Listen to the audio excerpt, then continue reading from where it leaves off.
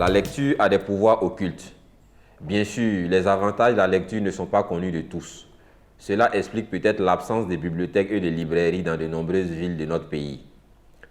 En lisant, le lecteur améliore son orthographe.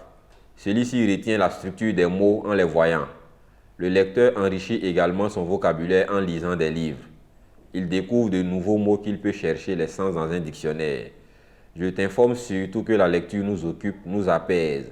Comme notre temps libre, on peut lire aisément lors d'un voyage ou étant dans une salle d'attente chez le médecin par exemple. C'est l'écrivain Seydou Koné.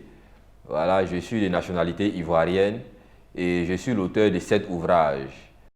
Le Fils maudit est une pièce de théâtre, un ouvrage de 110 pages. De quoi parle le Fils maudit? Dans le Fils maudit, c'est un jeune homme, Tiako, qui est en classe de terminale et qui entretient une relation amoureuse avec une jeune fille, Assamala, qui est en classe de 3e. Et de cette relation, Tiako met enceinte Akoua. Et son père furieux, son père Beda, M. Beda furieux, refuse de payer ses études pour son inconscience.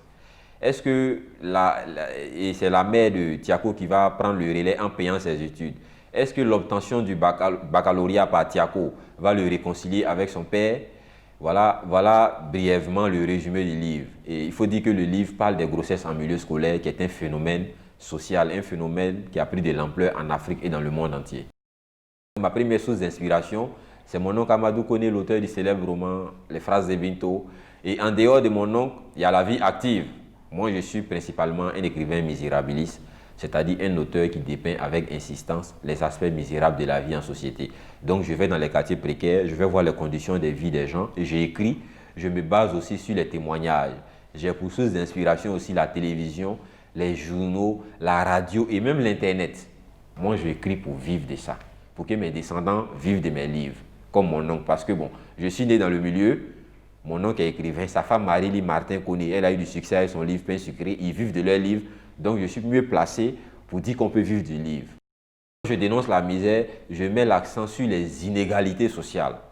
Je demande aux gouvernants de ce monde de partager équitablement les richesses, parce que je constate que les riches s'enrichissent et les pauvres s'appauvrissent. Donc il faut un partage équitable des richesses. Le pauvre aussi a droit à la vie.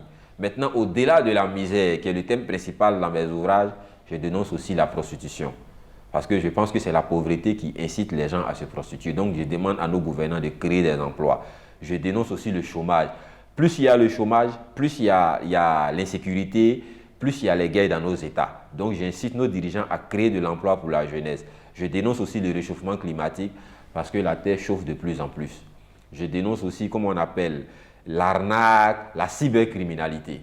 Donc, voilà un peu ce que je dénonce, le viol, l'iniquité, l'injustice.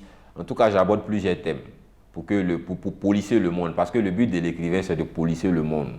C'est d'améliorer les conditions de vie des concitoyens.